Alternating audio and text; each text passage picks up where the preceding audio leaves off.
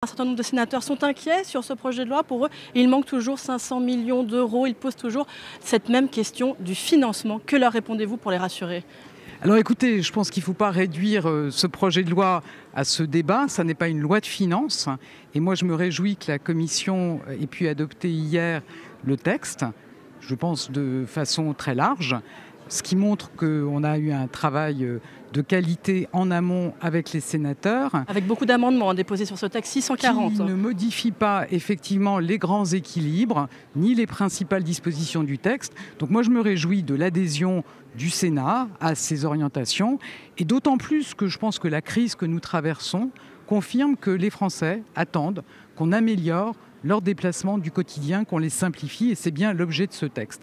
Donc ça confirme l'importance et l'urgence de ce texte. Est-ce pour vous une bonne solution de flécher la TICPE vers les infrastructures de transport? C'est là l'une des propositions qui est faite par le rapporteur Didier Mandelli. Alors je vous confirme que cette année, il y a bien 1,2 milliard de TICPE qui est affecté au financement des infrastructures, donc à l'Agence de financement des infrastructures, qui a adopté son budget la semaine dernière, un budget qui va nous permettre de tenir les engagements qui ont été pris par le gouvernement.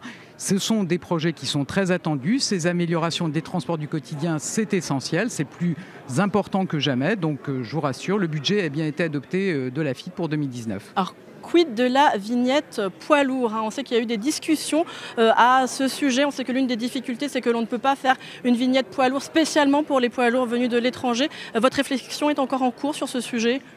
Alors vous savez qu'on a toujours indiqué que pour 2020, il fallait réfléchir effectivement à une nouvelle recette.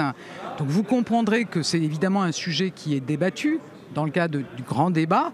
Moi, je ne vais pas préempter les conclusions du grand débat. J'ai eu l'occasion de le dire. Je pense que, et quand je me déplace dans les territoires, à l'occasion du grand débat ou à d'autres occasions, je vois des Français qui, en effet, voient passer beaucoup de poids lourds étrangers qui font le plein en Belgique, en Luxembourg et puis ensuite en Espagne et qui utilisent nos infrastructures sans participer au financement. Donc, je continue à penser que c'est une bonne piste de travail. Pour conclure, Elisabeth Borne, certains sénateurs jugent que le texte n'est pas assez offensif sur la question de l'ubérisation des transports. Je cite certains sénateurs de gauche, c'est une véritable gangrène qui mine la cohésion de notre pays. Il faut-il mieux réguler cette ubérisation des transports? Alors c'est bien l'objet du texte, à la fois de se dire qu'on a beaucoup de nouvelles solutions, que les plateformes numériques peuvent apporter beaucoup de nouvelles solutions, mais que bien évidemment, on doit s'assurer que ça ne se fait pas au détriment des travailleurs qui, notamment, fournissent les services de ces plateformes.